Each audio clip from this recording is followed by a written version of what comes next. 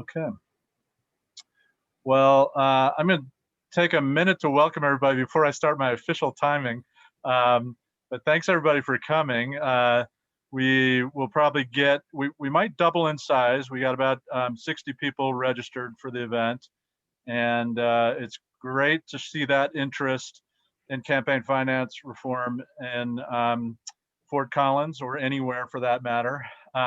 And especially on a day like today when you could be out shoveling or shaking trees or whatever, for everybody to come in here and spend the evening talking about campaign finance reform and other election reform and the great plan for Fort Collins on publicly financed elections. You know, Clean Slate Now Action, that's the organization that I am the president of, and this was founded by Ken Gordon, if you knew, the former state rep and state senator, House Minority Leader and Senate Majority Leader.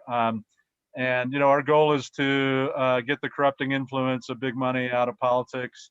And we started on the statewide level initially. And I think Ken Gordon was the only person to run without PAC money when he first ran in the 90s. And we started building up a number of candidates who were willing to take that step and turn down PAC and special interest money and just take money from individuals. But then we really went into overdrive when we started working more on the local and national level, and you know, passing things like the Democracy for the People initiative in Denver, where I was saying earlier informally that everybody who has filed, or at least is showing up as filed on the Denver website, has opted in for this new program. We'll talk a little bit about that when we get going.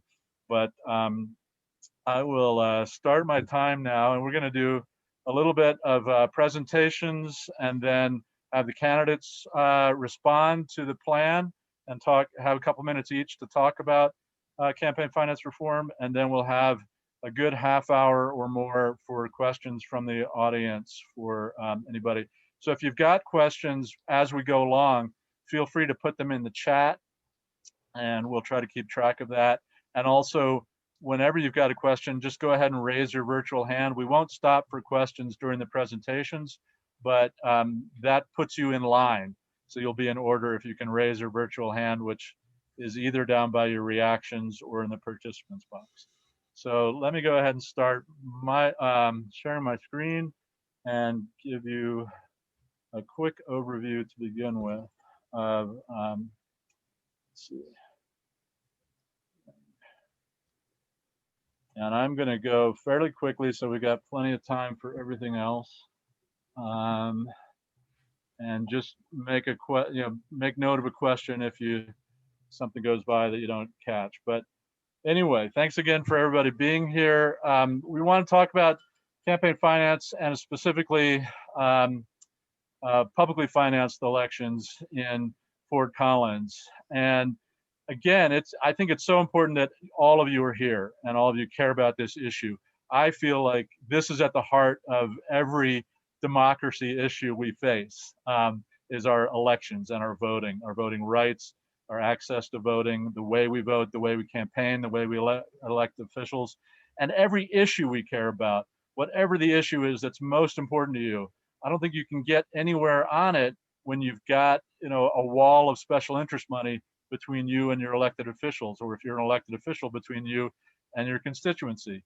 So it's vitally important. And, you know, we think having residents know who's trying to influence their vote makes a difference. We've seen that it makes a difference. There's so many good things going on in Fort Collins. I think Fort Collins is a model in Colorado for effective campaign finance reform, and you know, everything can get better, so we've got a plan to get better.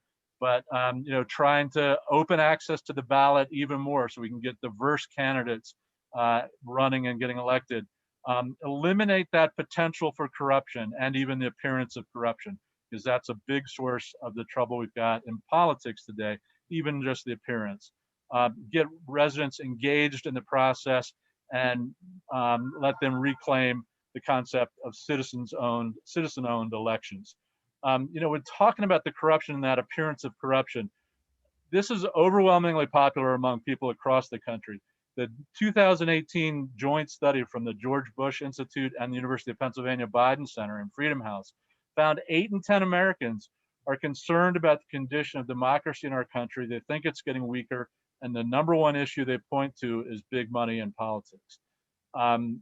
There is this sense that it's no longer one citizen, one vote, that it's turned into $1, one vote. And we actually do have a system, as Princeton showed and Represent Us provided these slides, that corruption, we do have a problem with the government representing the people. There's this ideal scale that we all probably have in our mind, that if the public supports an issue down here, like 80%, and the rescue plan is probably a good example, that had very high public support, but it was completely divided in Congress. It didn't have that matched support in Congress. You'd expect it to be matched. You'd expect 80% support among the public to lead to 80% support among elected officials and an 80% chance of getting passed. In fact, what Princeton showed was that every bill going to Congress, regardless of the amount of public support it's got about a 30% chance of getting passed. The only place it makes a difference is when the elite donors weigh in, the 90% in terms of wealth.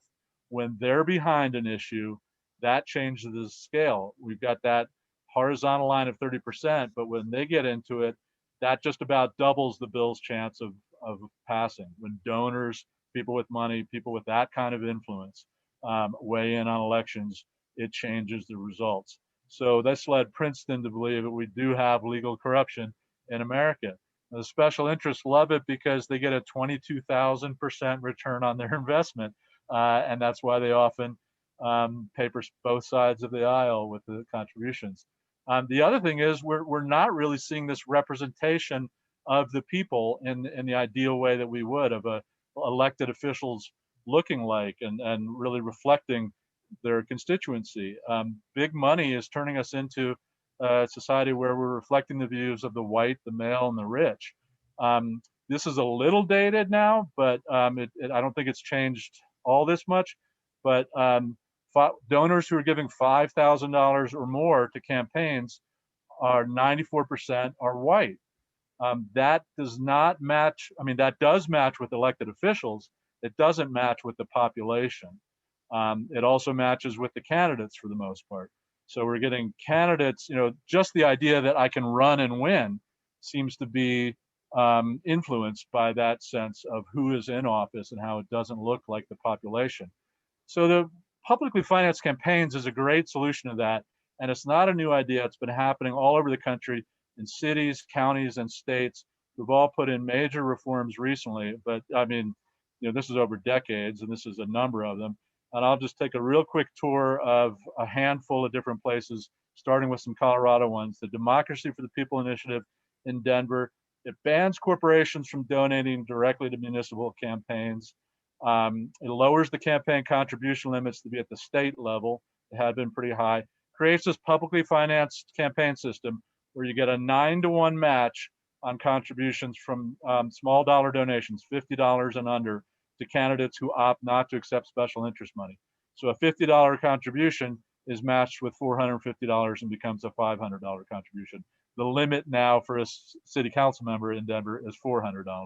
So you can actually get more money by opting in to take lower limits. And also requires the disclosure of dark money. This is just a quick look at my candidates in my council district. The top line shows what they actually raised the last time there was an open seat. Candidate A was roughly outspent 2-to-1 by candidate B. But when we put in the new limits, that closed the gap tremendously.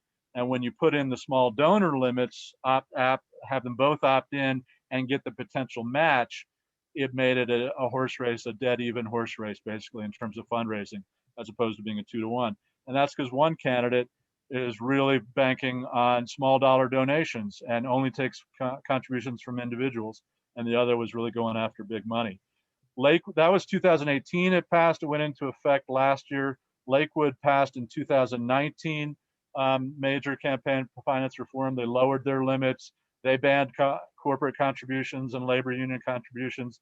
They banned anonymous contributions like Fort Collins did. They required disclosures, disclaimers for electioneering, and they added real teeth to the oversight. All this stuff is on our website at CleanSlateNow.org. And then Aurora was the most recent. They passed major reform last year that goes into effect this year. They set contribution limits like Fort Collins. They didn't used to have any contribution limits. Now they're on pace with the state. They put in you know, a lot of guidance. There was virtually a wild west there, and they put in, you know, transparency, disclosure, limits on who can contribute, how much they can contribute, and the oversight and enforcement. Again, putting real teeth in. It used to be you got a $50 fine if you had a violation. In Aurora now, you can be fined up to $10,000 for serious campaign finance violations. And they have the same sort of effect.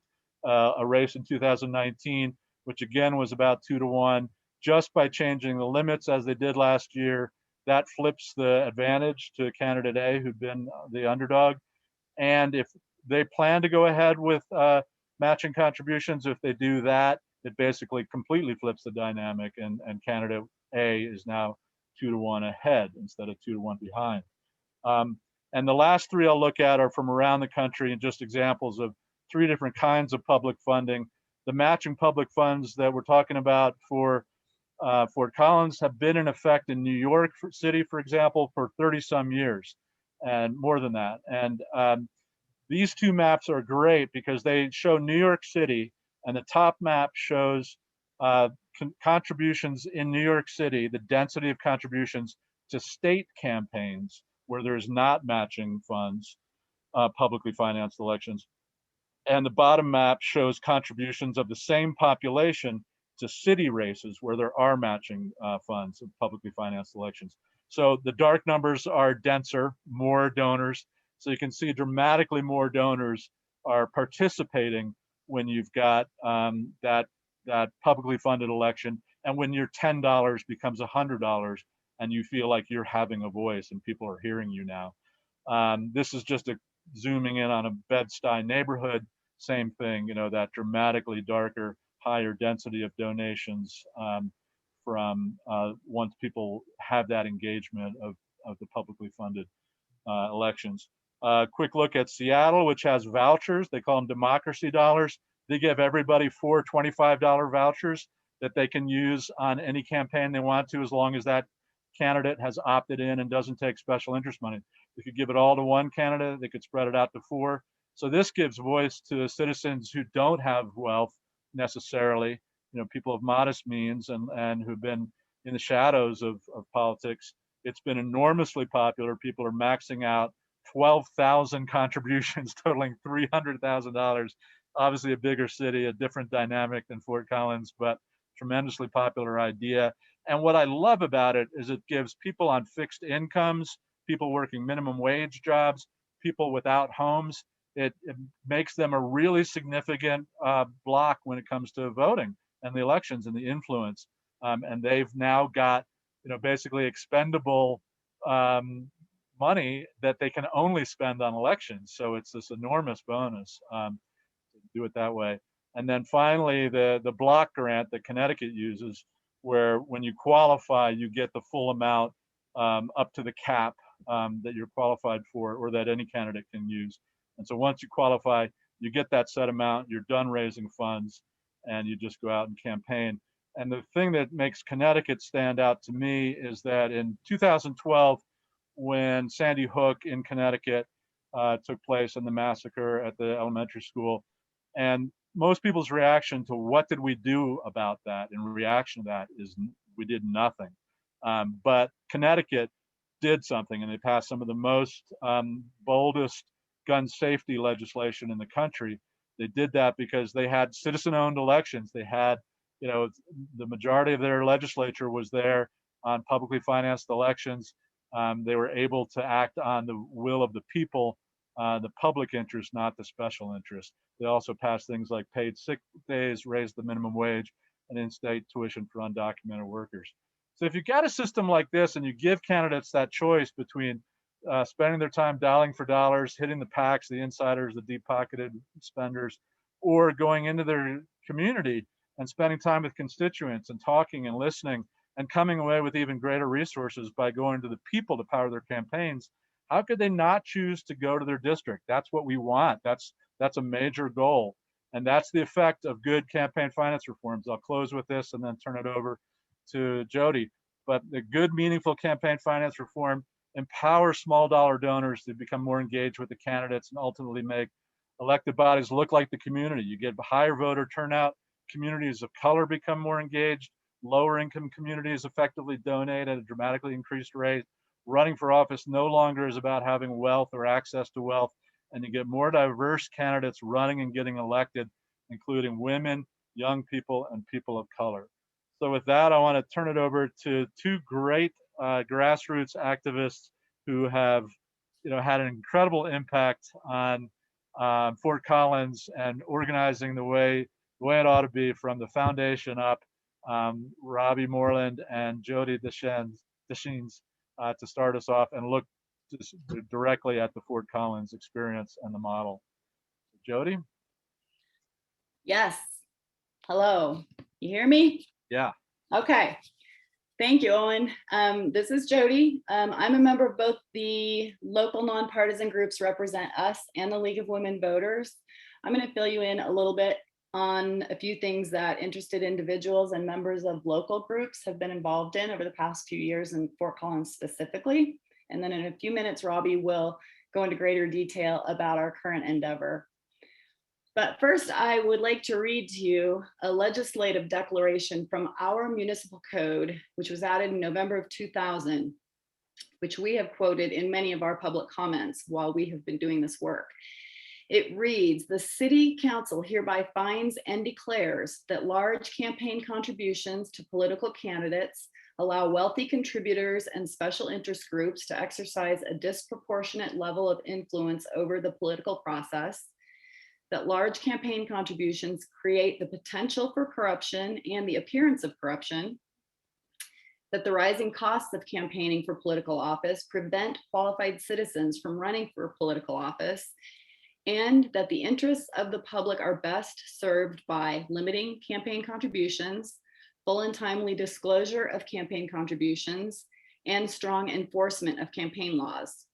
So this is what our city has explicitly declared as their intent. So that was a great foundation for those of us who are interested in fair campaign finance rules. So we've been attending and public commenting at election code committee meetings and pertinent city council meetings since 2017. And the very first change to occur due to our involvement was because we expressed interest in attending the ECC meetings. They went from non-public meetings where they had to put us on the agenda to speak at all to making it a regularly scheduled meeting with a regular public comment period at the beginning of each of those meetings. And now all citizens are welcome to attend and comment. And we use this to our advantage when we need more voices being heard. Some changes we either proposed or influenced over the past few years were requiring paid for by information on almost all campaign materials, requiring registered committees to close and liquidate and report at the end of their target election, requiring specific contact name and phone number on committee registrations and independent expenditures to make them contactable, adding an additional early campaign finance reporting date, which helps capture early campaign activity,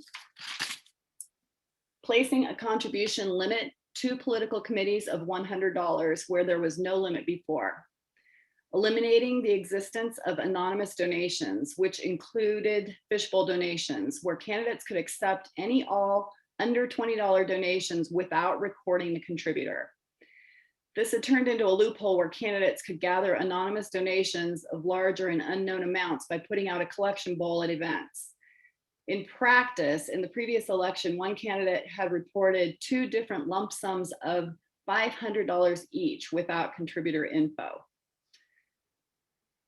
Matching the state in how we handle contributions from individuals and their LLCs, we were allowing individuals to donate the maximum as both themselves as well as any and all LLCs they owned. This resulted in a loophole where a couple of candidates received about $1,000 from one individual in the previous election. This is obviously not the intent of a campaign limit. Now people are allowed to donate as themselves or their LLCs, but only to their total limit of $75 or $100. Keeping the threshold that independent expenditures are required to be reported at to $250 after it was proposed to increase it to $1,000 from its original $100. And finally, in light of the fact that the clerk's office only checks for timely receipt of campaign finance reports and not their accuracy, we have also lobbied for the formation of an independent citizens oversight group to do these audits, which is what we have been voluntarily doing. At that time, the city tried to get more funding for the clerk's office in order to hire more election help, but that did not succeed. So we have continued to review finance reports voluntarily, as some of you may already know. In light of that, we will return our previous request to our list of future actions that the city implement a volunteer citizen election oversight board to audit campaign financial reports and oversee the public finance process if that succeeds. If and when that succeeds. And some additional issues that we have worked on somewhat, but haven't accomplished yet, are ensuring permission is granted by property owners for campaign signs, implementing ranked choice voting, watchdogging our city independent redistricting process that is coming up very soon, moving elections to November and eliminating the nonpartisan directive, limiting the amount candidates can carry over to future elections, and implementing public financing. So to go into more depth on that proposal we've been working on is Robbie Moreland. Hello, everyone. Thank you, Jody, for that. So we've been busy the last few years. Let me just start by saying I've been interested in public financing of elections just over the past year or so. I was prodded by an existing city council person who I will not name, but thank her for that recommendation. Anyway, so what I've done over the last year in my quarantine time sitting in my living room is researched the various public financing of election methods around the country by cities that are similar size to Fort Collins. When Owen mentioned the Seattle Democracy Voucher Program, that was the first one that I looked at, and I thought how much it would cost us to give 100,000 people $100 each to contribute, and realized immediately that was out of our budget. The 9-for-1 matching that Denver has, out of our budget. But right down the road in Boulder's had a public financing of election system that they've been using since the year 2000, or 2001 was their first election with it. So they have 20 years of history with public financing of elections, 20 years of costs, 20 years of tweaking, 20 years of making it right. And let me just say, what I hear from the city clerk's office in the city of Boulder is over that 20 years, what they have found is now more candidates participate, and it's reached the level of, at the last election, they had 16 candidates, one of them didn't qualify, 14 of them did qualify, and one of them didn't want to participate in the program because he thought he had enough friends to get him over the line, and he didn't want to have to use public financing. But he agreed to follow all the public financing rules, including the expenditure limits. So what they've done in Boulder is they've succeeded in lowering the temperature and how much money is spent by candidates in their election, how much money is raised, and now encouraged everyone to participate.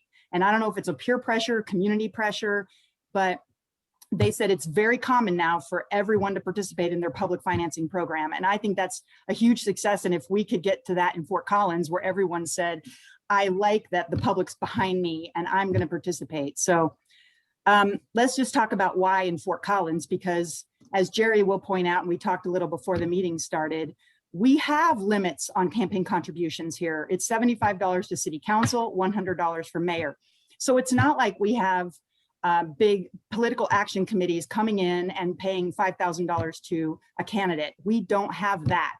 And that's a reason why a lot of people would want to get public financing around the country. What we do have what we do need public financing for is to knock down these perceived barriers to entry. So if you're a CSU student, or if you're a mom at home or dad at home, and you're saying, I can't raise that much money to compete against someone who's been in there forever or a well-known person, I'm not even going to try. I got to go ask people for money all day for 3 months. That's really hard. So there are real barriers, and they are perceived barriers that might keep people from jumping in there. We want to counter the very real perception that people have, whether it's reality or not, their perception is their reality, that council decisions are influenced by campaign contributions. So any sitting council person might tell you, my decisions are not influenced by my campaign contributions, but that doesn't matter what their opinion is. What mattered is their voters. Do the voters in the city think that your opinion, that your votes are influenced by your campaign contributions? And public financing will help allay that. And eventually, as I said with Boulder, let's put a ceiling on all the campaign spending, which only happens when everybody participates. So that's what we would hope to eventually get to. And by the way, if you're interested, the cities that I have researched around the country that are similar in size to us that currently do public financing were Boulder, Chapel Hill, North Carolina, New Haven, Connecticut, Richmond, California, Santa Fe, New Mexico, and of course I did look at the Denver plan as well. But I kind of settled on using the Boulder model as a basis for the model that I'd like to propose to the city. And that's because of that 20-year experience, because it's just down the road, and because theirs is very simple, I think. I mean, some of the cities have really intense public financing and 40 pages of rules. I liked Boulder's plan, which is 3 paragraphs, and they back it up with a contract that the candidates have to sign at the city clerk's office that goes into more detail. But this high level, easy to understand approach is a starting point for the next council to consider. So when we go to the first election code committee, this is what we're going to present and ask them to consider it. And it's someplace to start. And I understand they'll want to tweak it based on their current experience, lived experiences of running for office. But basically, the bottom line, as it says there, candidates who opt in will receive dollar for dollar matching up to 50% of the proposed expenditure limits. Now, I've set those expenditure limits for purposes of just getting this in front of the council to work on it and tweak it. But the limits that I've set, which you'll see on the next page, are based on an average of what city council races and mayoral races have been costing over the last 20 years. So to be eligible, a candidate must have at least one opponent on the ballot, because it makes no sense to get public financing if you have no competition. Candidates must raise at least 10% of the expenditure limit from contributions of no more than $25. Candidate can accept qualifying contributions only from natural persons, so no corporations, unions, or PACs or anyone else. And the qualifying contributions can only be made by residents of the city of Fort Collins. So once eligibility is met, the candidate would agree to not spend more than $15,000 for council and $25,000 for mayoral races, except those contributions only from natural persons, contribute to their own campaign no more than 10% of those expenditure limits from their own personal wealth, and then return any unexpended campaign funds to the city up to the amount given to the candidate in public funds. So at the end of their race, if there's anything left, they can kick it back to the city. And agree to participate in one public forum. And I know you guys have been participating in many, so that shouldn't be a huge hurdle. So I looked back at the 2019 election, and assuming all of the contributions were within those restrictions, we would have had one participating mayoral candidate and one self-funded candidate who would not have participated. We would have had 9 participating candidates on city council and 2 candidates who did not qualify. So when you put in the numbers like that, so a Kevin message. Kevin, I can't see my screen. Okay, there we go. Okay, so the total cost for fair elections back in 2019 would have been $80,000. And so were it in place this year, all 3 candidates for mayor would have been done with their fundraising and have qualified, by February 28th. And now you could spend the rest of your time campaigning instead of asking for money. And 6 of the 11 candidates, at least one in every race, would have been done fundraising by February 28th. And by being done fundraising, I mean they've met their limit, they've been matched at the max, and they're ready to go. So this year, total cost for our fair election would be $82,500 at this point. If everyone had maxed out and met all the qualifications, it would have been $120,000. And our actual funds raised to date is $157,000. So I would like to add, just for those who aren't aware, where unlimited money comes into our city elections is in the form of independent expenditures and in the form of issue committees. Those are the 2 places that, according to law, we cannot restrict how much money comes in. And so when I've looked over the last few elections and you add up how much each of the candidates has raised, and it's been around, I'm just throwing the number here because I don't have it in front of me, around $140,000 total. That is the amount, almost to the dollar, that the independent expenditures and issue committees also spend in our city. And you can't work with them. They spend that money out of your control. They spend it for you or against you. And so that's a lot of money sloshing around our elections. So one day, maybe we have some more control over helping dampen the influence of that kind of money that we don't know where every dollar of it's coming from. But in the meantime, let's at least try to get some public funding. Owen? All right, well, we want to see quickly if we have any questions on what we've covered so far, and then we're going to go to candidate statements. Were there questions Susan, did you notice questions in the chat on what we've covered so far? Yeah, there was one question that was kind of answered in the chat, but it might be nice in case there are some people who don't have access to that. Kevin, do you want to unmute yourself and ask your question?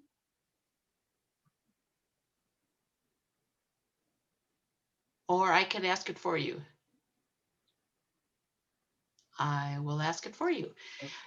It says, do we have outside groups that run ads for or against candidates like chamber, realtors, or other big money groups like oil and gas? All of the above. All right. Oh. All right, any other questions? So yes, we do. Yes. Were there any other questions on this part? I did not see any in the Okay. chat, and I don't see anyone's hand raised at this point in time, so it looks like we can move forward. Okay, so we're going to go on to the candidates and give them a couple minutes each to respond to, we want to hear reaction to the proposed plan on publicly financed campaigns. So make sure to include that. And then, anything else you want to say about publicly financed campaigns, campaign finance reform, or the effects or goals that come out of campaign finance reform, anything related to that, you can talk about in your 2 minutes. I'm going to just go across the screen this time. So I'll start with Nick, and Sidna will be on deck. I'm just giving first names, but I hope you'll introduce yourselves as you start to speak. So go ahead, Nick. Hi, my name is Nick Armstrong, and I'm running for Fort Collins City Council in District 1. I very much appreciate the work that your group has put together and done for our city. So as a first-time candidate, I definitely appreciated the oversight onto the finance reports to make sure I'm doing it right. That was a really helpful thing. So what I would say is, yeah, absolutely. I'm in favor of public financing, and in particular, I'm in favor of changing up quite a bit of the election process. And all of these signs crapping up our beautiful city, we need to change that for sure. Spending money on signs. In fact, when I started off this campaign, I didn't want to raise any money. I said, I just want to, I'm going to run it. I'm not going to fundraise at all. I'm not going to ask for any money. And then somebody pointed out what signs cost, and that was sort of the end of that discussion. And so I think that if we were to change how we do the advertising process, pay for flyers, for instance, so each campaign would get 2 mailers put on, that's all they can do. Same thing with ads and buses. If we could put all the bus stop ads, and those were the only places that you could advertise your political campaign, or a specified spot in a neighborhood that doesn't have those, it would make this a lot more feasible, I think, especially for parents, working parents, parentpreneurs, folks that are trying and would run. And along with that also, paid city council positions, because if you want to talk about how to get into the race, you better talk about what happens after the race as well.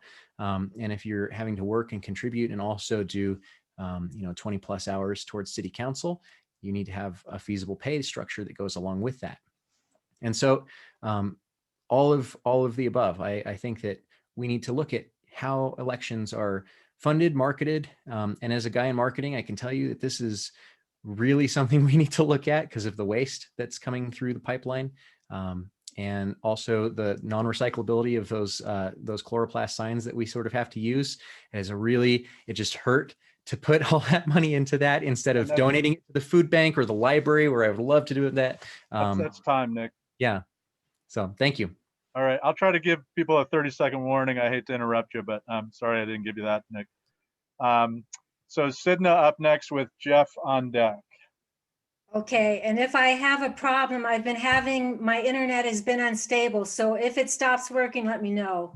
Okay, well, I've been interested in public financing for many years. And it started out with Citizens United. And I think I wrote Owen that when it was passed, I went down to Denver with 3 other friends and we protested. There was a protest organized by, I don't know which group, it's been so long, but we lobbied at the Capitol, and then we heard some speeches, and then we marched down to the federal courthouse.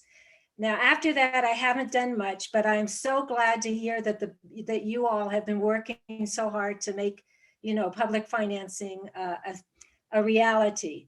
Now, I decided I was going to run for office, but I was not going to ask anyone for money, and I was going to self-finance.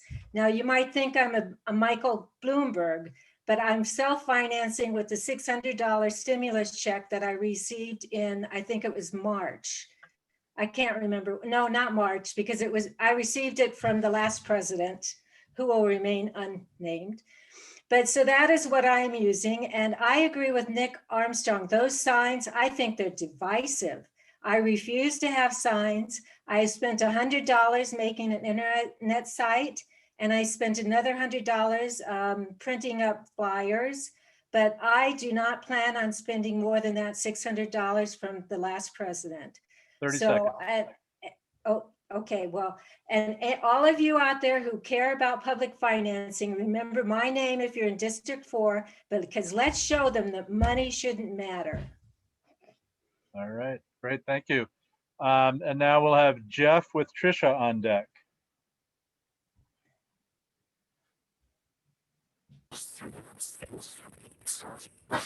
Jeff, we're not hearing you very clearly.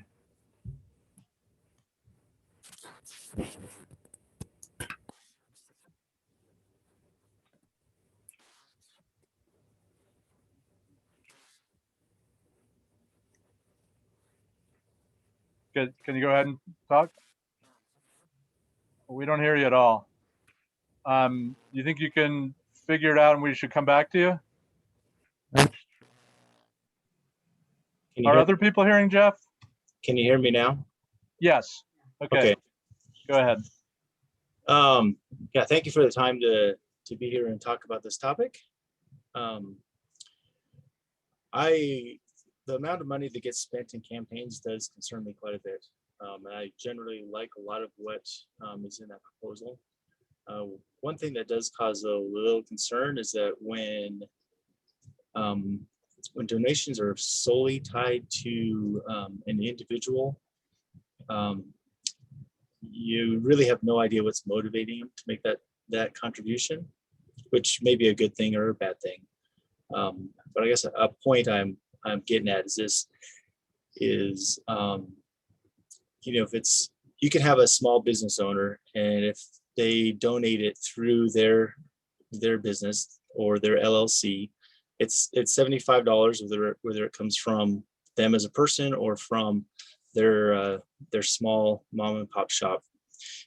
When you see it come from an LLC of a small company, you know that you have a small business, which is vital to the economic sustainability of our community. You have the support of small businesses, and that could go over to warning signs also.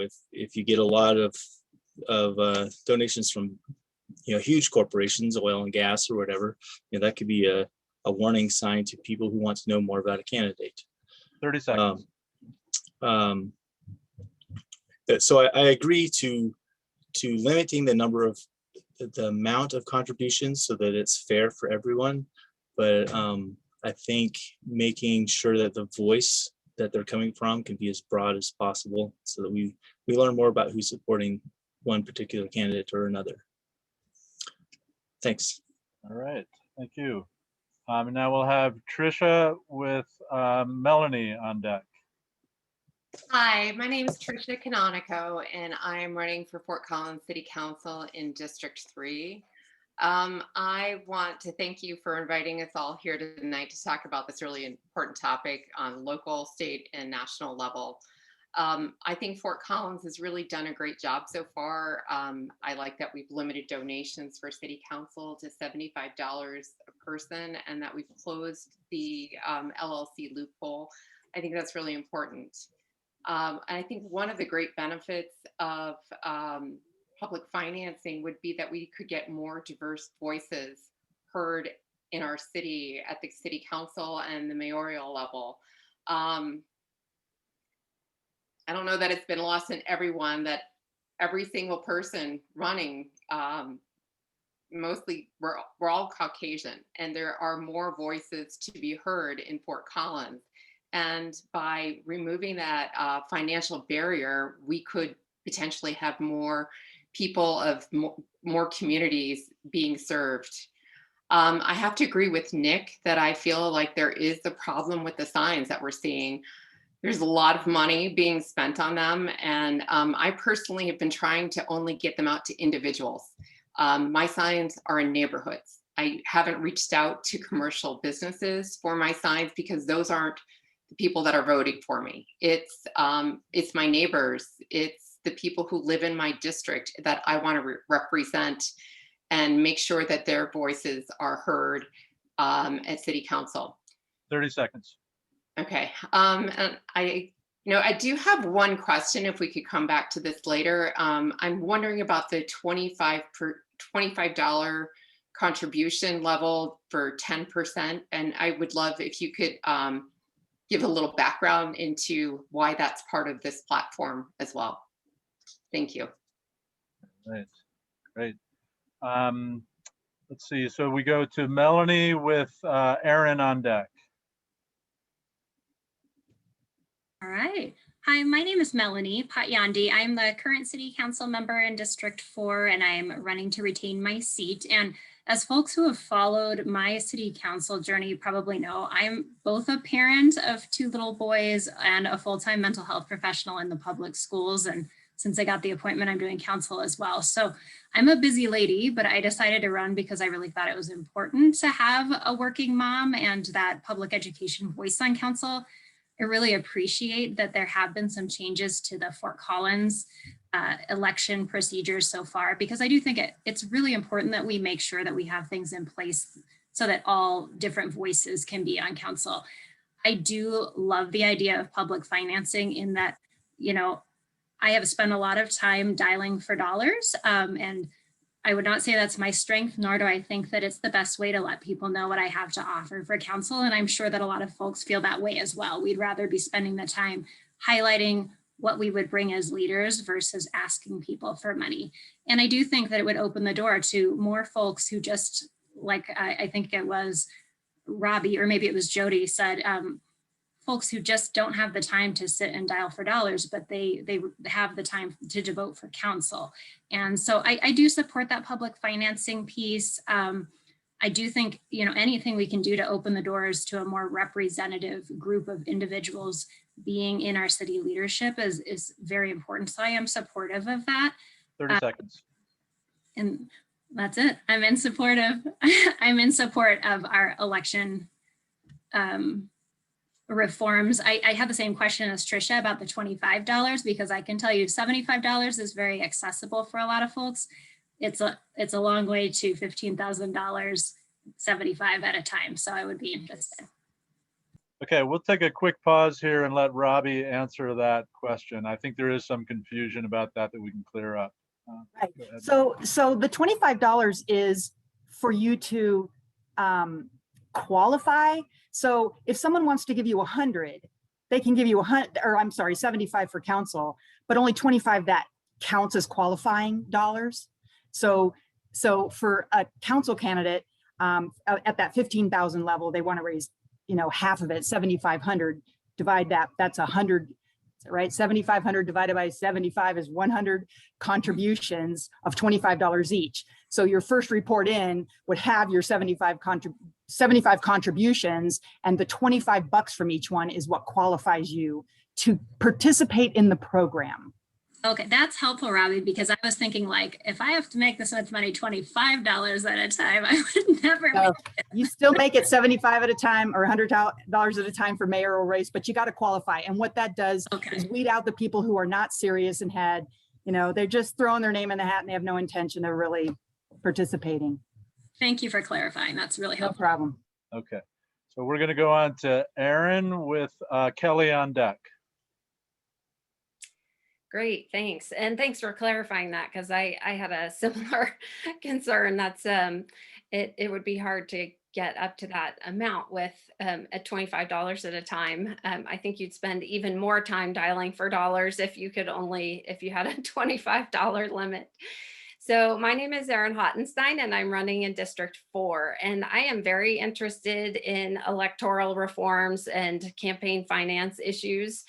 I remember one time when I was a reporter that there was an issue before this particular council about approving a liquor license for a certain establishment that had applied.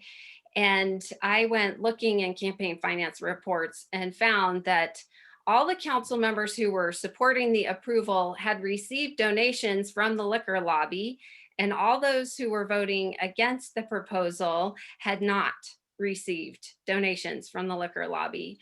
And so that was shocking to me that it was that clear cut. And again, like, even if the people voting for it thought that they were voting independently, it still had that perception of being a conflict or a corruption. So I do think it's very important to address these issues. And I really like the idea of the match. If in fact, I would like to see even a higher than 1-to-1, but I understand with this, you know, starting out this program that doing a 9-to-1 is not going to be affordable. But yeah, I really like that idea. And I also would like to see some other reforms, like moving our municipal elections to November of odd years, because then they align with the school elections. And I think you get a better voter turnout, probably a 10-point bump right there. And I also really like ranked choice voting. So yeah, through my work with Colorado 50/50, we've done, I've seen a lot of elections. And so yeah, there are definitely some reforms that I'm keen to see done. Great, thank you. So we'll go to Kelly with Gerry on deck. Gerry. Hi, I'm Kelly Olson. I'm candidate for City Council in District 5, and this is the most important forum of the campaign season for me, and my favorite so far. This is not an academic exercise to me, but first I'd like to thank the people that have worked so hard on campaign finance reform in Fort Collins, because I think it's a boilerplate issue. All things flow from those that are elected at the City Council level, and it matters who's able to run and who helps get them elected. And the more we can make that your average citizen and resident of Fort Collins, the better off we'll all be. The reason, and I support the efforts that, to move forward, if I have the privilege of being elected in several weeks, one of the first things I'll get to work on is campaign finance reform, and I hope to serve on that city council committee working on that. The reason I say it's not an academic exercise to me is I've been involved with this for decades of campaign finance reform. When I was on council the last time, 3 of the changes I can think of right now that I led on, pushed through, and were supported by council were that free postage for mail-in ballots, that so we eliminated any payment for a variety of reasons.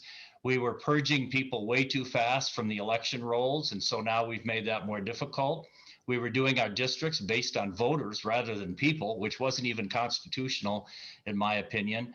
And then I go back to my first time on council and was a leader. Obviously, it was supported by others, and I believe at least one of them, both of them, might have been charter changes, but we went from $500 contributions to $50 contributions. And until a few months ago, if you Googled me, that'd be one of the top things that pop up for many years ago, was to lead the charge on campaign finance reform to reduce it at that time from $500 per person to $50 per person.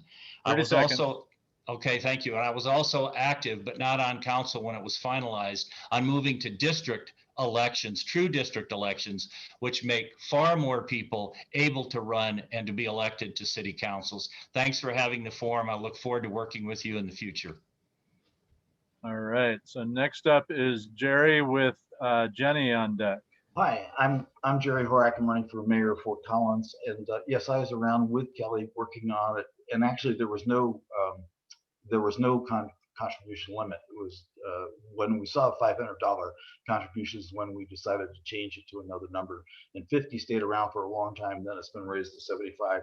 And I think of everything that could be done, even that has been the most important thing the Fort Collins City Council has done. Is most of these other cities you're talking about all had much higher amounts of money could be given, who could give, all these things. So I think that campaign limitation, one of the things that you're talking, and I guess the other one is, I don't think the focus should be on campaign finance reform. I think the focus should be on election reform and what is it we're trying to solve? What is it we're trying to do? For example, one of the ones you offer is residents only.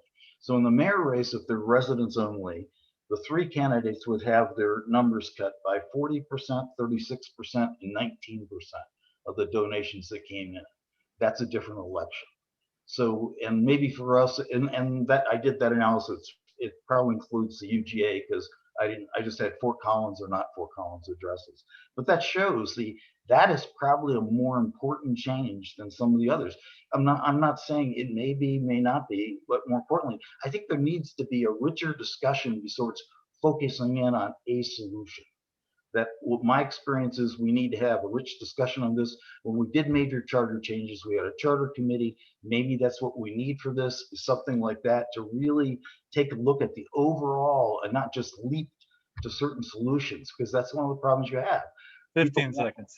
Want solutions versus look at it. What problem are we trying to solve? What are the options and what's the best way to get there? All right, thanks. Yeah, if you don't stop to breathe, I have a hard time telling you, but all right. So Jeni with Jessica on deck. Thank you. I'm Jeni Arndt. I'm running for mayor as well. So right now I'm serving as state representative from West Fort Collins. In my 4 elections for state rep, I have made 2 phone calls when I first started and I hung up the second one. So I'm not doing that again. And I've never made another phone call for money ever. Every 2 years, I send 1 newsletter asking for $25 and that's it. My donation button was not ever on my state rep website. People are like, where is it? I'm like, you can't give to me. I have enough money.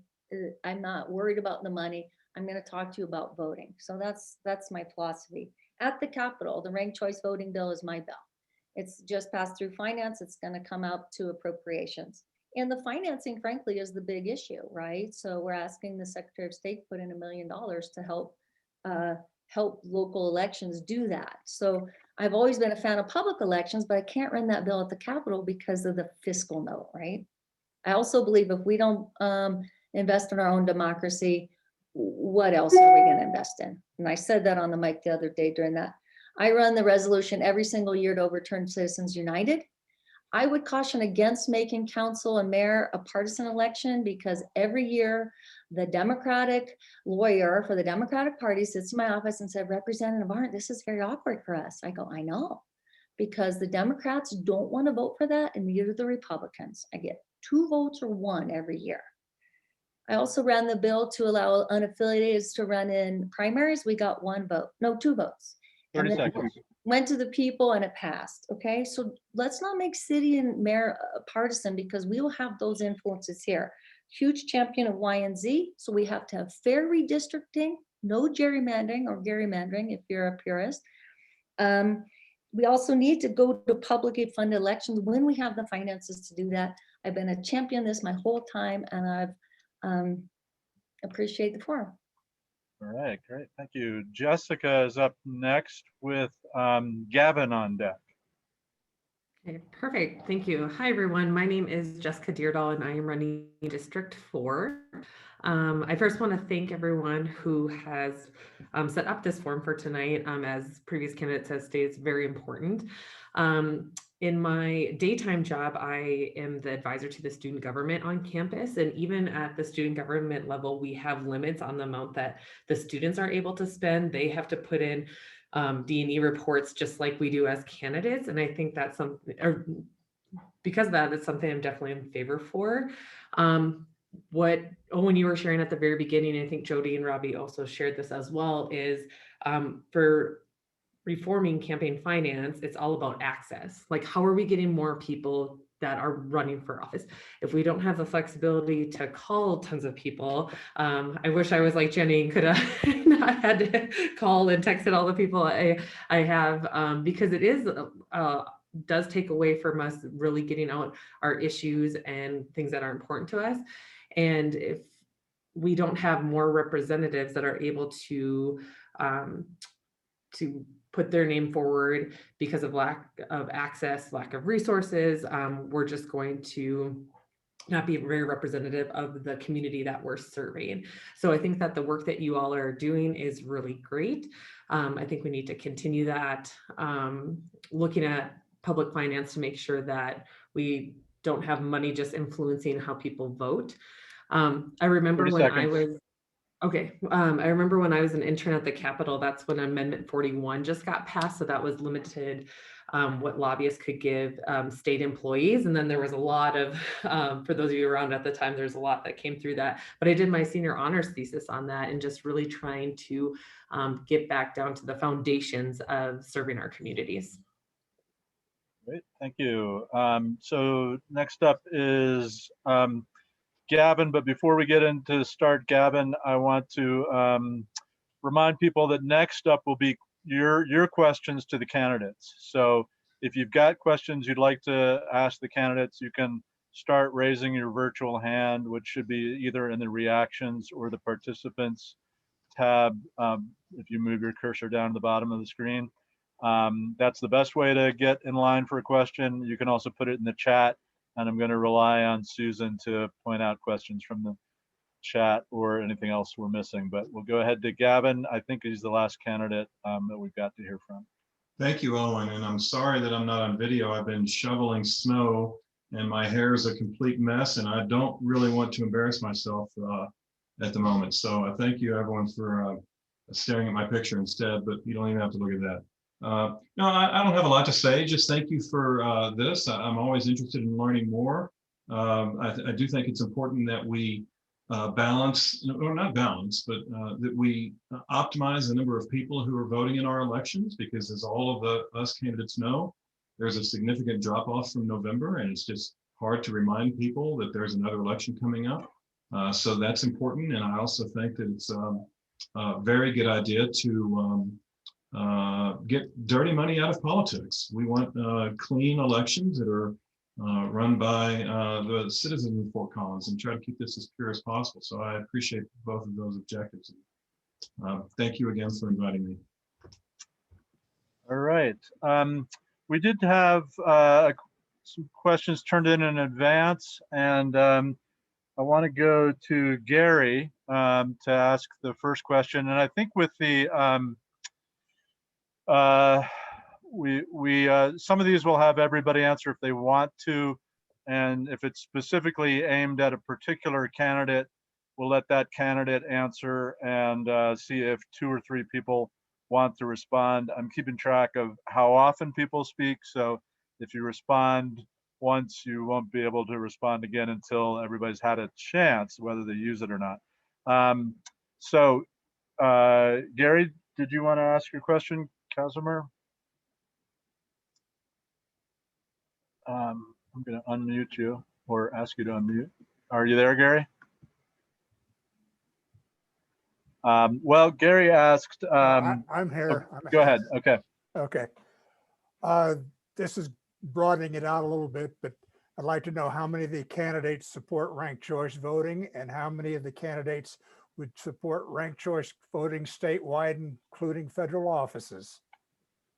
All right. And why don't we give any people are raising their hands, but if you want to speak for 30 seconds on that, we'll give you 30 seconds. So why don't,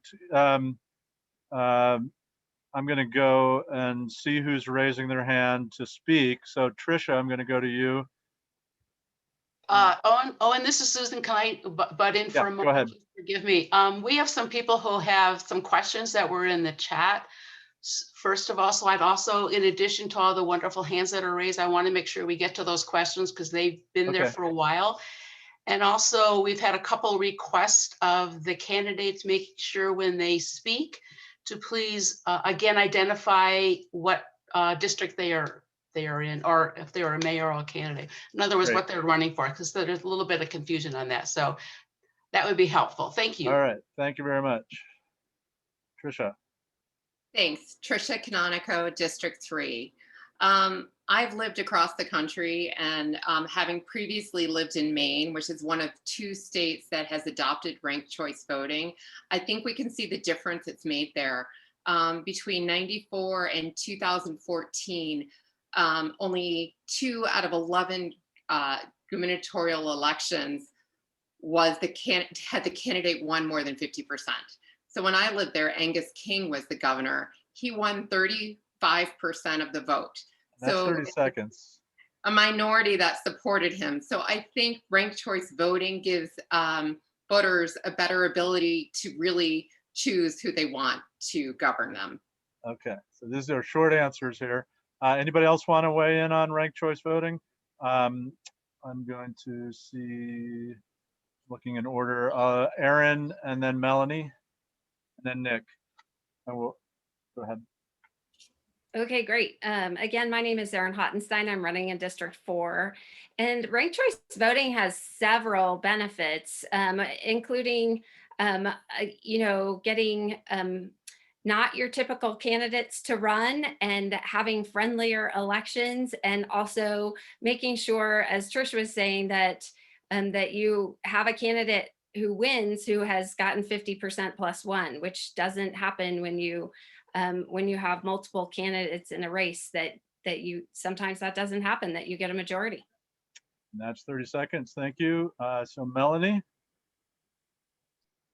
Yeah, I was actually going to build, I guess, a little bit on what Erin said, in that, I've had lots of people ask, because there are 5 women running for the District 4 seat, what are you going to do about possibly splitting votes? And that's a concerning question that I think speaks to the importance of ranked choice voting, and that we want lots of people to want to run, and lots of qualified people, without worrying about sabotaging the race overall. And so I think it's a wonderful idea. And, we're seeing that play out in District 4 right now, where it would be really helpful in supporting great candidates.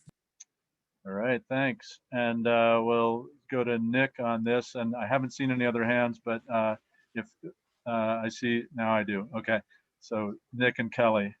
Thank you. I'm Nick Armstrong, running in Fort Collins City Council District 1, and I am fully in support of ranked choice voting. I believe that it's one of the most important things we can do. As we saw in the as in the last election where my opponent was elected, there were 3 different candidates, and 2 of them were from one part of the district, the other is from the other part of the district. And so what ends up happening is that voters become disenfranchised. And they opt out of the system.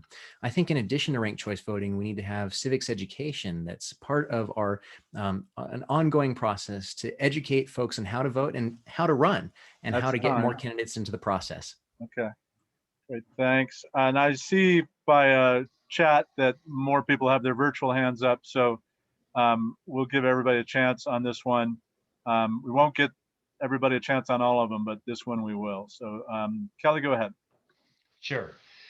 I'm for ranked choice voting both at the local level and at the federal level. So once again, I've proven I can actually use less than my time allotted. Thank you. All right. I'm running in District 5, City Council District 5, by the way. All right. So I think Gerry, Jeni, and Jeff also had their hands up and virtually, if that's correct. Let's go in that order. So Gerry. Yes, there was a citizen initiative 10 years ago for ranked choice voting, and I learned a lot of it about it then, and I supported it, though it did lose 2-1. I'm also for ranked choice voting for the other levels of government, knowing that the local elections are the highest. All right, thank you. And Jeni. Thank you very much. So what we need is to invest in our democracy, and we need to get people to buy into that, because these are expensive initiatives that I'm all in favor of. And I feel like if we don't invest in our own system of government, that's the first and highest value that we have. And I also ran the National Popular Vote bill, compact bill, that was then challenged at the polls. And thank you to the voters of Colorado who reaffirmed the work of the legislature. All right, thanks. And Jeff, you want to go in? And I see more hands. Jeff, are you there? Yeah, this is Jeff Hansen, running for City Council in District 5. I pretty much want to echo what a lot of people have already said. Our previous discussion was about finance reform, trying to encourage more candidates to participate. The side effect of that is you're going to have likely be electing somebody who doesn't get a majority of the vote. And the one solution that we've seen used quite often before that is to have a runoff election, which can be expensive and adds time and uncertainty to the process. And ranked choice voting would help us take advantage of the benefit of having more candidates without adding time and cost. Okay, that's time. And let's see, I saw another hand up. Sidna. I just want to say very quickly that I am in favor of ranked choice voting. I think it would be very good if it had worked, if we had it for District 4. I'm running for District 4 City Council. Sorry, I did not introduce myself. Okay, thank you. And anybody else? I think anybody else want to weigh in on this? Am I missing anyone? I think you're missing Jody. Jody is not going to answer this question. She's not a candidate, but she might. Jody, did you have a question? Or well, I'm gonna let Susan, who's keeping track of questions, tell us who should be coming up next. But did you need to say something, Jody? Okay. So Susan, who's next? So we had a question from about a half an hour ago. So I'm just going to read it in the essence of time. And the question was, how can outside group monies be controlled or limited in our local elections? All right. And we'll just go with, I think, if you could raise your virtual hands, candidates, if you're able to. I'll go with the first 3 that I see up, which would be Gerry.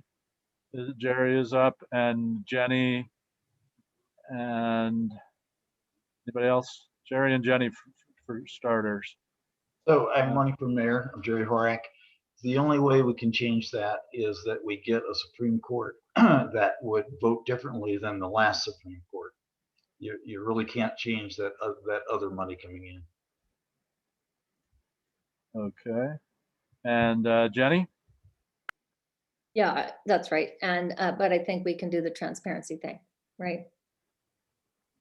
So, Is that it? You're mute, Jeni. Are you done? I'm done. Okay, thanks. Was anybody else wanting to weigh in there? Nick, go ahead. I think in nonpartisan elections, we also need to eliminate the official parties from the transaction in the first place. And I'll give you an example of this, which is VAN, or Voter Access Network. So if you are an official member of a particular party, you can opt in and get access to this particular thing. If you're registered independent, you cannot. And so you have to spend more money to get, extra data mining or other things like that to contact voters. And so it creates this undue burden on folks who are either unaffiliated or unregistered or whatever other things that you want to ascribe. So we need to get all of that support out of the system for nonpartisan elections in particular. All right, thank you. Susan, have we got another question queued up? All the other questions that I have that people contacted me were about ranked choice voting. So I think that's been pretty well covered. So I think it's safe to move on to folks who have their hands raised. Okay. Let's see. So that would be, well, Jody, did you have a question? Your hand is up. Yeah. Okay. I actually just wanted to give Erin 10 seconds to repeat what she was saying about moving elections to November because her audio crinkled up, and it's actually a good point. So I just wanted Erin to repeat what she said about the odd year elections coinciding with the school district. Can I go ahead? Yeah, go ahead, Erin. All right, great. So, through Colorado 50/50 and observing elections, I've seen a lot of different statistics about voter participation and turnout. And we would get more turnout if we moved our city elections to November. It would be about a 10-point bump from approximately 30% to approximately 40% turnout in November. So that's why I support that, because I want to do anything possible to make it easier for people to vote. And in fact, one time I counted up all the times that I could possibly vote in a 2-year period, and it was 8 times. I don't know why we are asking people to vote 8 different times in 2 years. It's too much. It's not convenient. All right. Did anybody else want to weigh in on that? I actually did just want to reiterate though, she made the point of elections then would be at the same time as school district elections. So it could actually help bump participation for them both at the same time. Okay, well, next up I see Philip. Are you there, Philip? You got a question?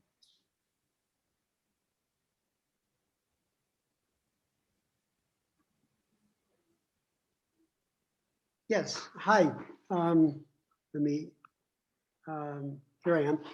Thank you. I had one question. I came in a little late, so it may have been already covered, but within the city elections, we all know that we can give $75 each or $100 to the mayoral candidates. What do we do about so-called dark money?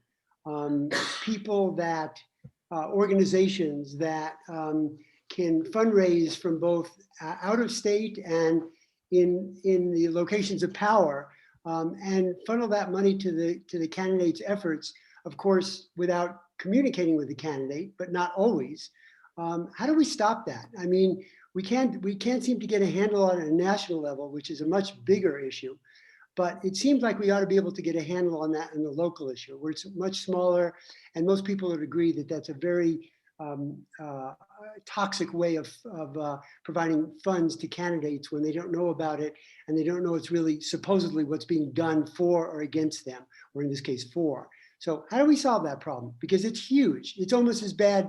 It's almost on par with Citizens United. Okay. So let's see if there's anybody who is not among the last 4 speakers who'd like to answer that. question about dark money. Anybody?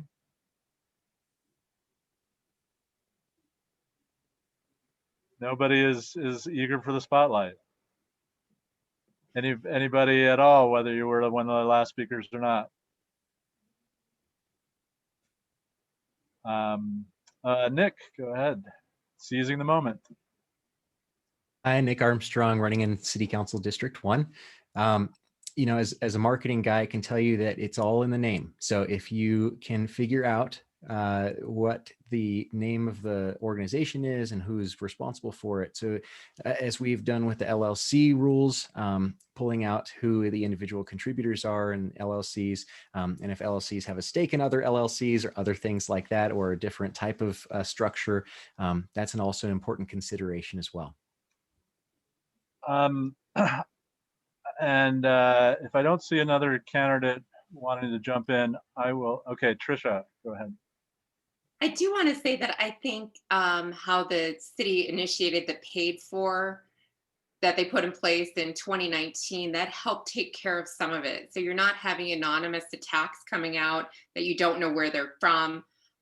So, you know, I think that was an important campaign finance reform as well. Yeah, anything we can do, I'm going to jump in a little bit since there weren't a lot of people wanting to respond, but it's an important question. So anything we can do to shine light on dark money is vitally important. And we've got an educated enough populace now that they understand about dark money, and they understand when they see people trying to hide their money. And when we're able to shine that light get oh, sorry, just trying to multitask, but when we can get it known who's trying to influence a campaign, where the money is coming from, you can put that out through the things like the paid for that require you know, in a lot of cases require the top 3 donors or top 5 donors to be listed, as so it's not just some political committee that has a nice sounding name, but we're also identifying the top donors to that committee. That makes a difference. And voters, when they see where your money is coming from, it makes a difference on how they see you as a candidate and how they evaluate your values, and you know, when they see who you're taking money from. So anything that shines light on that dark money is very effective. Well, we'll go on for another question now. Or Jessica, were your hand is up? Did you want to respond, or is that from an old one? Sure. No, it was for this one, and I noticed that Jeff had his hand up as well. I think for this question too.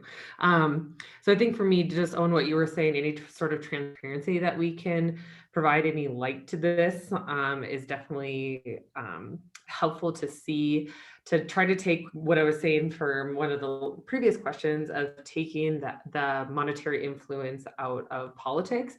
And as we said, this is not just, you know, at the national level, can be seen in all different levels of government. And so having, you know, where you have to submit all of our campaign finance reports, you know, now it's every week of where we're accepting contributions from. I'm sure even like for myself, some people see like, oh, she's getting money from North Dakota, but it's like from family because I grew up there. So there's not dark money coming from North Dakota. It's just from, you know, my cousins and family and stuff. So, but any sort of transparency, I fully agree with that.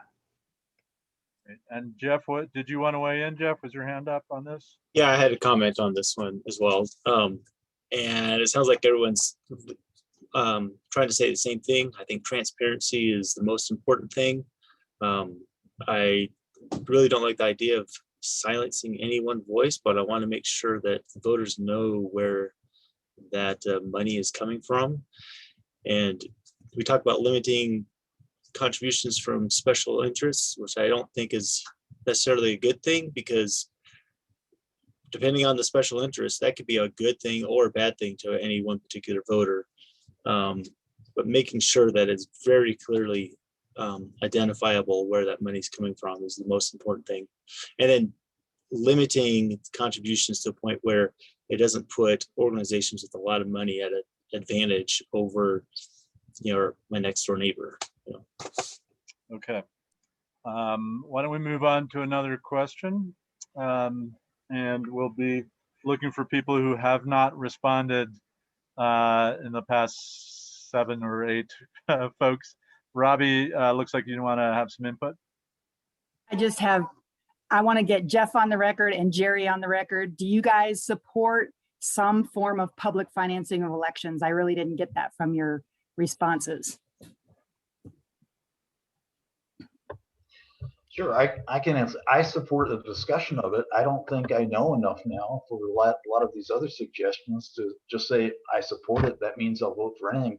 You know, that's a general question. Actually, legislation is very specific, and it depends what that legislation, what that ordinance would be, whether I ultimately support it. And the other one I think you want me to do is make sure I have extensive public outreach, talking to people for what they think about it before we just decide here on this forum how many folks are for it and how many folks are against it. Okay, you want me to weigh in as well? Sure. I generally don't like the idea of well, let me back up. I'm very much in favor of limiting campaign expenditures in general. I don't like the idea of it coming from public funds. I understand that there's federal level regulations that require us, if we are limiting total campaign expenditures, then we need to allow public financing for those campaigns. And so in the short term, I would be for it, but I would be an advocate for limiting those, or trying to change federal law to the point where we don't have to finance them through public means in the future. All right, thank you. Susan, have we got another question queued up? Or should I just go to the next hand I see, which would be, I don't see a hand. Do you see any questions? I've got questions if you don't have them, Susan. Are you there, Susan? You're mute. All right, I'm gonna go ahead to a question for everybody. Owen, there's a couple hands up. Melanie has her hand up. Okay, I was looking for questions from the audience. But Oh, Melanie, sorry. yeah, Gotcha. go ahead. Were you wanting to respond, Melanie, or? I was just wondering if we're able to comment on anything that is put in the chat. Sure. Why don't we get another question in, and then we'll let, if anybody wants to respond to anything in the chat, we'll give everybody a chance to do that. Question I wanted to ask everybody, and again, we'll do about 30 seconds on this, is do you support or oppose Amendment 2 that's on the ballot this year? And can you tell voters why you're taking that stance?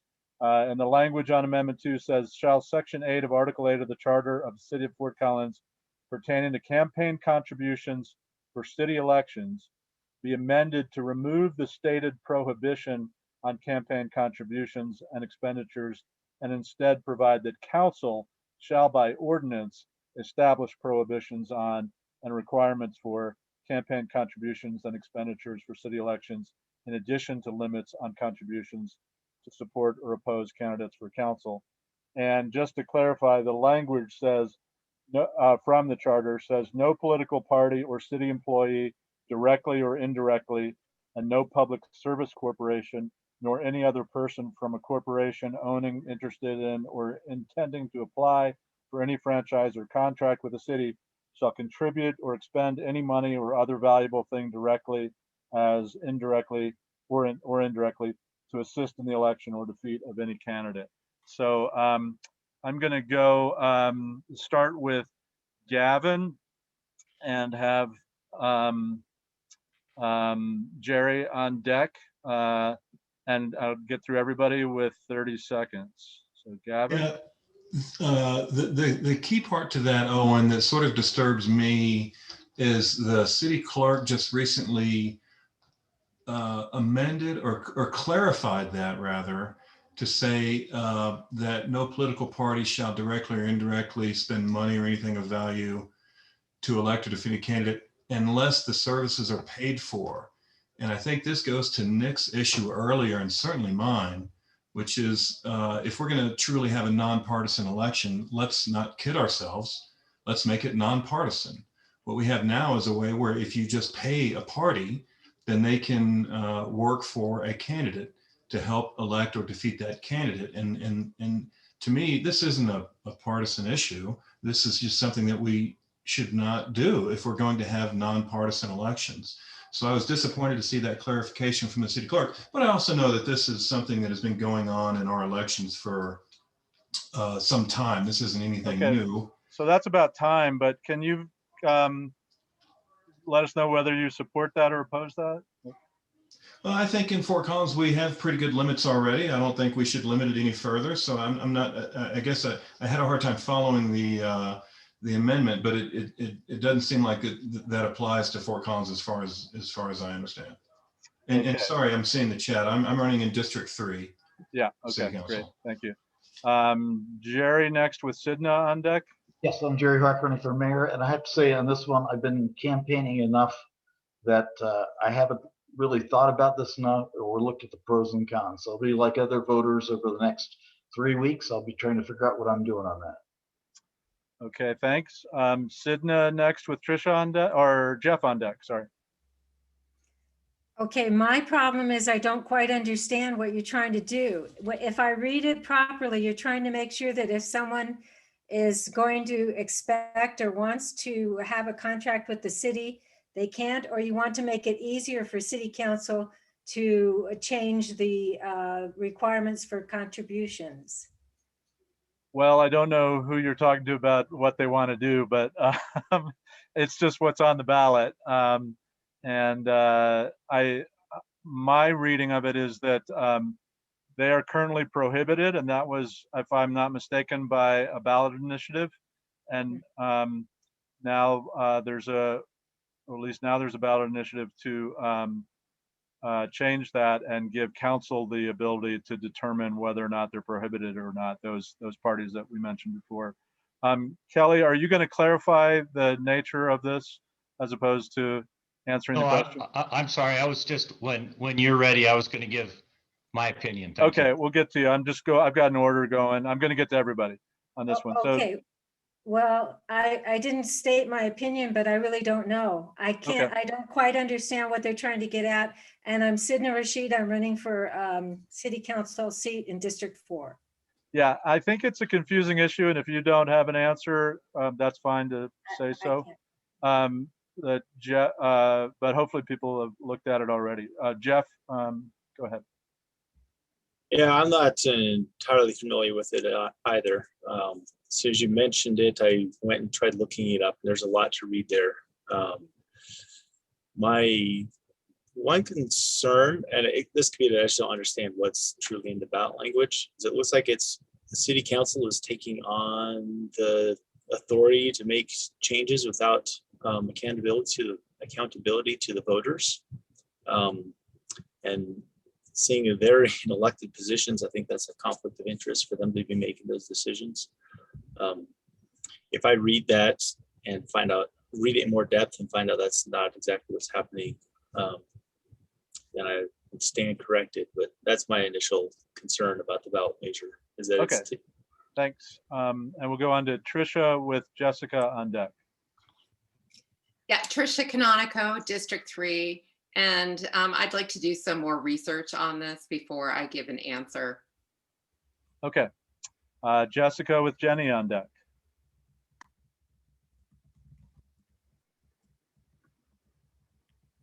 Sorry, can you all hear me? I think my computer just froze for a second. We hear you. Okay, perfect. Okay. For my understanding on this amendment, and I think actually the Rocky Mountain Collegian is the only questionnaire that has reached out that was addressing specifically charter amendments that I've received as a candidate. But I think where we can, again, going back to limiting any sort of that's time, so go ahead and finish up, please. Okay, sorry, I think I think it keeps cutting out, but right now I would not support this amendment. Okay, thanks. Yeah, these are short 30-second answers. Jeni with Kelly on deck. Jeni Arndt running for mayor. First of all, I support ballot language reform to make it clear what we're trying to ask the people to vote on. And second of all, if it has to be technical, let's do a crib note so people can understand it. What this does is removes a prohibition, right? And puts the decision back into the council's hands. I'm for that because I think we have a representative democracy and people elect people to make choices for them. All right. On their behalf. Okay, great, thank you. So Kelly with Erin on deck. Yeah, Kelly Olson, candidate, City Council candidate, District 5. And I think this was probably well intended, but it's a really bad idea. And I hope the citizens of Fort Collins vote no. This whole evening, part of it has been about limits to campaign finance.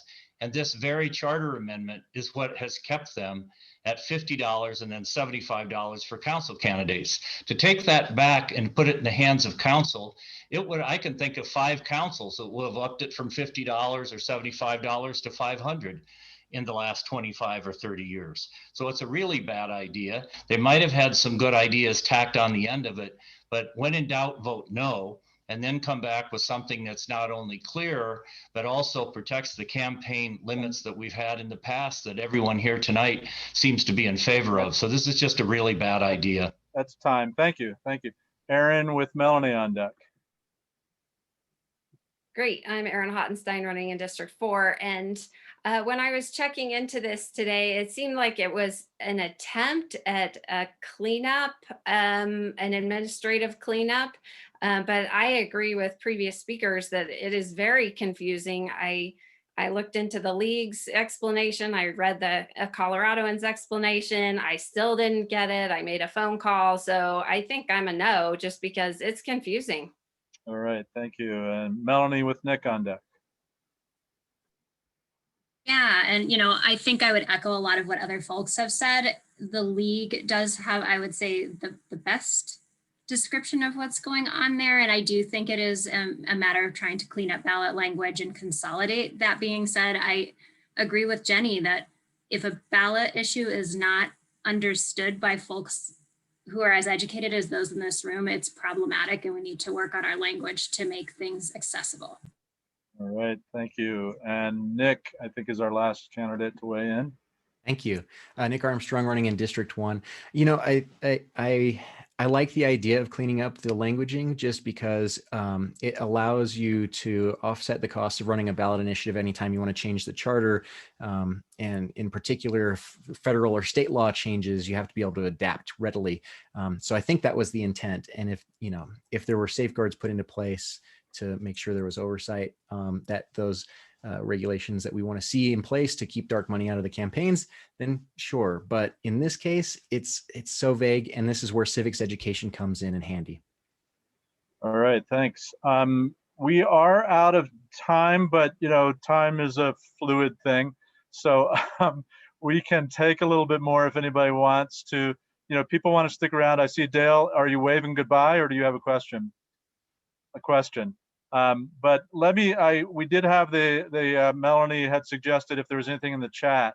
So if anybody has seen something in the chat they want to respond to in 30 seconds, let's go ahead and do that quickly, or even less than 30 seconds would be great.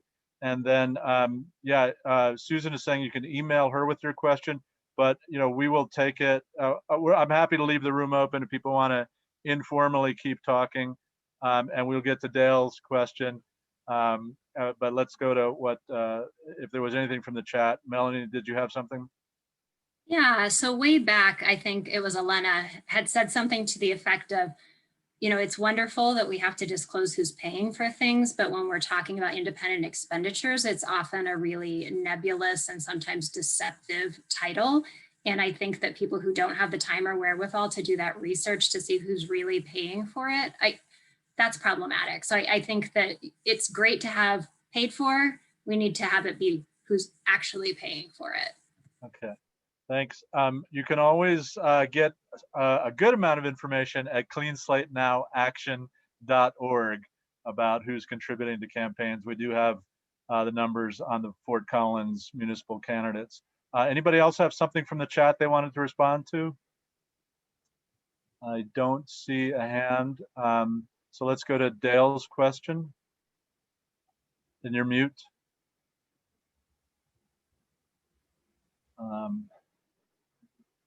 Dale, you've been mute.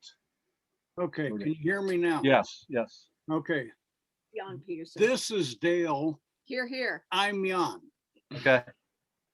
I was talking to a right winger from Weld County a couple of years ago who asked me if I wanted those people in Denver to be making decisions for us. And I said, I believe in representative democracy. That's all I want to say. All right, thank you. And what are you running for, Dale? Oh, I'm sorry, that's not Dale. Tell me your name again. This is Jan Peterson. Jan, okay. All right, thank you, Jan. Well, Huda Valley Rural Electric Director on the board. great, thanks. Well, we have a great crowd of people here. I hope a lot of you recognize some of the luminaries and longtime activists and great residents of Fort Collins and neighboring communities, and just great political activists. So thanks everybody again for attending. Do stay as long as you want, to a limited degree, to chat informally if you'd like. Maybe another 15 minutes to chat informally, but and feel free to put questions in the chat or to email. We will post the video from this, and we've got surveys from all the candidates that we will post on the candidate report pages on CleanSlateNowAction.org. We'll send all of you an email who registered and are here with their email on record with links to those places. But thank you so much for a great conversation. Obviously, the next thing up is to vote and to elect a good council. And then our belief, from the folks hosting this, and thanks so much to Robbie and Jody for all their work and for being here tonight to guide everybody through a great proposal. So our plan is, once the next council is in place, to get that proposal before them. We definitely want to keep working on it, keep improving it. So those of you who have participated in this conversation tonight have given us a lot of great ideas on how it can be stronger. And if you've got more things come to mind, please keep sharing that. It's an ongoing process, and trying to get the best things out there to give us the best democracy and the best representative chance at getting folks elected to represent the community of Fort Collins. So thanks again for everybody attending, and feel free to stay. Take care. All right.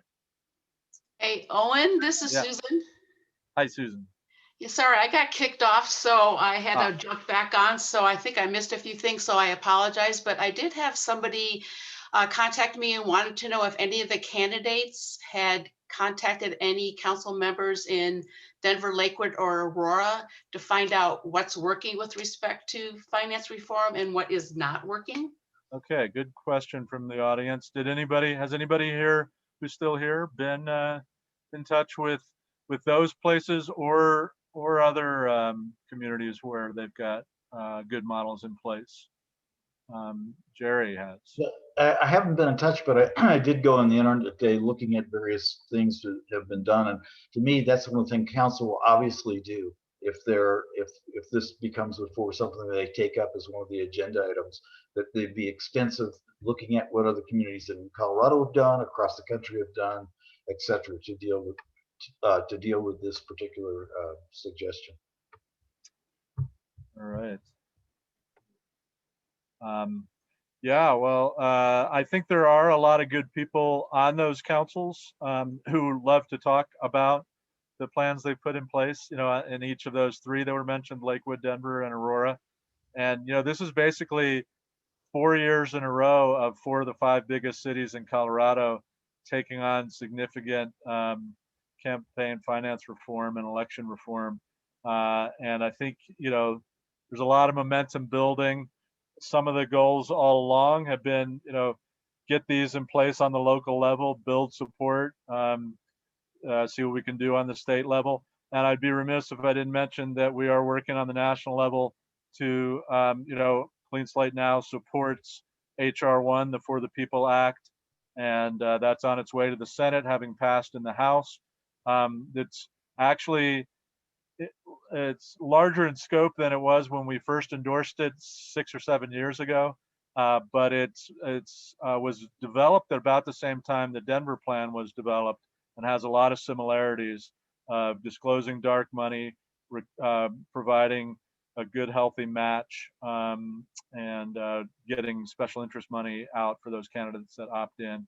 It also does a lot more to protect voting rights, to stop partisan gerrymandering, to require disclosure of tax forms if you're running for president. A lot of good stuff to make sure that transparency and accountability are in effect, and that everybody's right to vote and their access to the ballot box as well as to the ballot is not infringed. So please visit CleanSlateNowAction.org to see how you can take action. Right now, it's a lot about contacting senators and trying to build support for that. But that's an important issue on the national level. So the ground game is in Fort Collins. It goes from there to the states, and then we try to do it nationally. And it's kind of all happening at once right now. So it's an exciting time.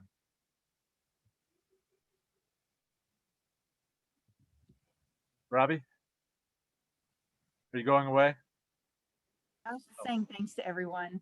I'm so glad everybody decided to come to this. It's wonderful getting all the input. Yeah. Sidna. I just wanted to say, keep up the good work, and I really appreciate it. It's groups like this that will really make democracy work. And I'll just sign off. Thank you very much, and I appreciate it. All right, thank you for being here. I was going to say the same thing. I've got to hop off for a phone call, but thanks for the event and appreciate you all. Melanie, I wanted to give full disclosure. I worked with somebody named Potyondy, who I figure must be related to you. Is Patrick related to you? Patrick is my brother-in-law. Oh, okay. Yeah, he was with Colorado Common Cause. You probably ran into him there, is my guess. We worked on the Aurora campaign finance reform nice. together. Yeah. So he's a smart guy. He's great. All right. Yeah, thanks, everybody. All right, take care. Good. A lot of good ideas came in, and a lot of appreciate the comments people made on the surveys, and those will be up on our website by tomorrow, possibly tonight, but definitely by tomorrow. So, Gerry? Oh, yeah, I just had a question for you, and maybe you can give some now or later on to us, but there's a lot of different things you're proposing or in these cities have done, and then it's attributed to one thing. For I was talking about, so is limiting the amount of campaign contribution, individual contribution. How important is that for cities? Like some of the cities you mentioned, they're doing this thing, but their numbers are really high still. You can contribute. The one I think for Fort Collins to really look at is residents. That only residents of Fort Collins can contribute. Like I said, in where I'm doing, I got 20%. The two other folks are around 40%. I think that's a really important question. I'm glad you brought that up, because I think there's been some confusion about that. And maybe I'm confused, but I believe that what we're talking about there with residency is that only the resident's contribution is matched. So, I mean, yeah. So other, you're only a resident's contribution. Only a resident's contribution will qualify you for the match. You need to get, you need to raise that 10% from residents in order to get matched. And then only the residents will be matched. So, I mean, does anybody think that Fort Collins city government should be matching contributions from Texans and Vermonters and Floridians? I was saying I would prefer them not being involved in the election. Right. So that is not, that's not in the proposal right now. However, since we're getting money from them. I didn't hear that second thing. Was that Jan? Were you saying something? Or no? Okay. But yeah, I mean, just to clarify, it's the you can candidates can still take contributions from anybody. I'm not confusing that, am I, Robbie or Jody? No, you got it right. It's the Okay. qualifying contributions that have to come from within the city limit. And some cities do it by the qualifying contributions have to come from within your district that you're running for. Yeah. And the match from within the district. They only match funds from, or from within the city. So, but they could still take contributions from elsewhere, but only city ones would be matched with city funds. And that's pretty consistent and I think pretty logical. That's a good use of Fort Collins's money to, magnify the impact of their residents. But yeah, there were suggestions, and I think I don't want to single anybody out for a comment they made on their proposal, so I won't, on their survey, so I won't. But there are suggestions along those lines and others about how to limit contributions. So worth taking a look tomorrow for the candidate surveys, and mostly they're very simple answers, but some candidates gave also some comments to elaborate, and that's helpful.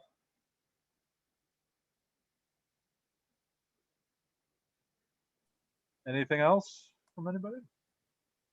Yeah, I've got something, if you can hear me. Yeah, Gerry. Who do you have down in Colorado Springs?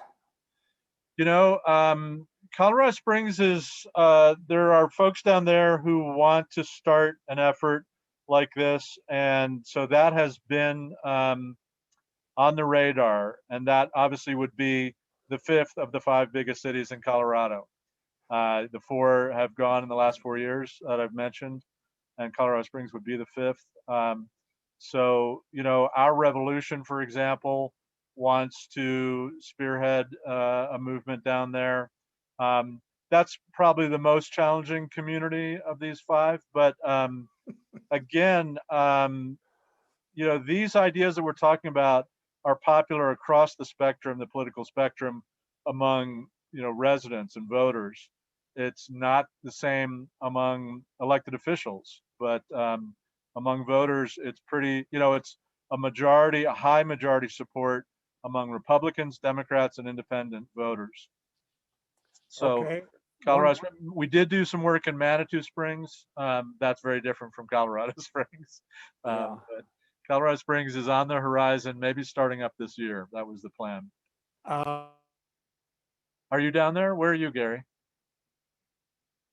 Oh, that's okay. Anything else? Well, you all have been troopers to hang in a little bit longer here. Why don't we take everybody off the hook and let you all go? Thanks again. And, take care, everybody. All right.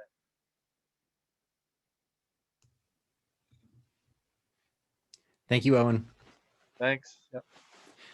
I hate to keep beating that same drum, but civics education is going to be so important to us moving forward. Oh, yeah. And, as I said, I said in the chat, one of the most frequent questions I'm asked is, am I a Republican or a Democrat? And I've been registered unaffiliated since I could be eligible to vote. And so that divisiveness is very much prevalent in our community, and there needs to be a pathway to work towards ending that. So did you mention tonight about banning political parties from contributing? I did. Okay. I know that's in your literature or in your survey. Do you think that is constitutional? I don't know. I do think that for a nonpartisan election, it's in our best interest to educate the populace on what that means and why we should be so focused on issues that actually impact our neighbors, as opposed to looking to signal based on, which political affiliation you might be. And, we read so much into our candidates based on very small signals and clues that they give off, or words that they choose to use.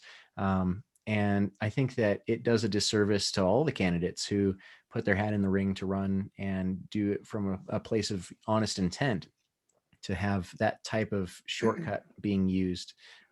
So I don't know what the answer is to that, but I think that there are better opportunities to put that into play, and to offset, I'd love to see the parties get involved in maybe the civics education component, and talk about how different policies work and how different policies play together.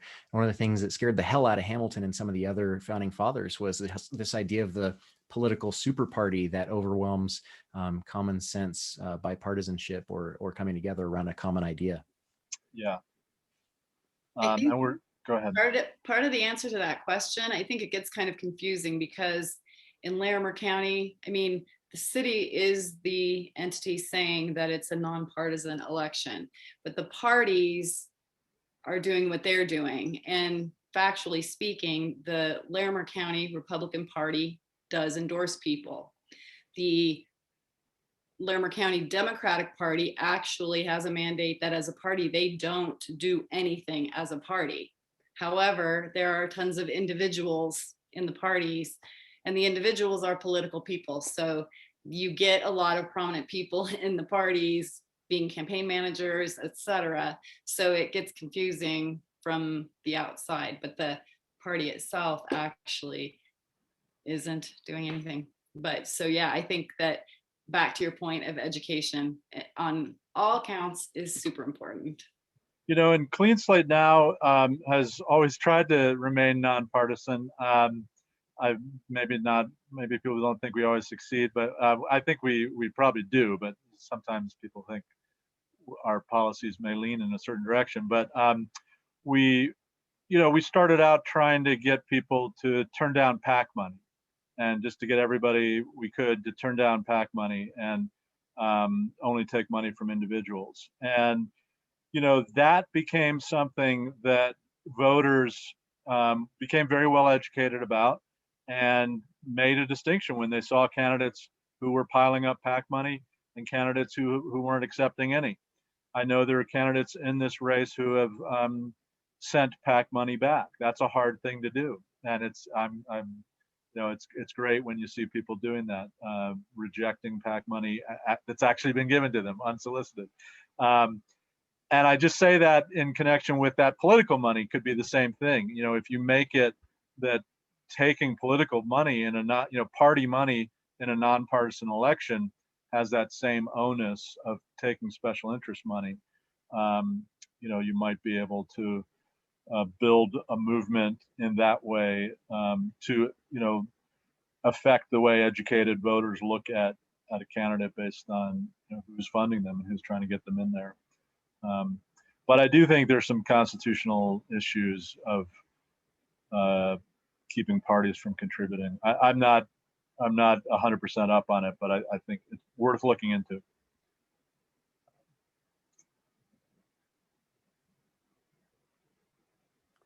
All right, keep trying to say goodbye. Owen, I have one other thing. Yeah. What are the chances of Go ahead, Gerry. What are the chances of you getting on my podcast? Oh, I'd be happy to. Yeah, happy to come anywhere virtually or. Yeah, well, we do all virtual. Yeah. What I'd like to do is set you up with Councilman Bill Murray on our city council to sit down for a one-on-one and just talk about campaign finance reform, et cetera, et cetera. Okay. Because not to be, be facetious, a little funny, not so funny, but it was nice listening to Intelligent Life tonight on your podcast. Thanks. Or on your that. Zoom call, whatever you want to call it. I praise. Yeah, because we can't get ranked choice voting down here. We can't get campaign finance reform. We've got the death grip by the development community on the city council. So, we really got some problems down here. And Gerry, you're talking about Colorado Springs? Yep. Yeah. Okay. I went to CC and I worked at the Independent for a while. John Woods Company. Also taught at Fountain Valley and lived in Manitou Springs. Yeah. Well, I'll go ahead and send you an email with the date and the time. Okay. I'll look forward to it. Thanks. Okay. Thank you. All right. All right. I think you don't have to go home, but you can't stay here at some point. All right. So, all right. Take care, everybody. Thanks again.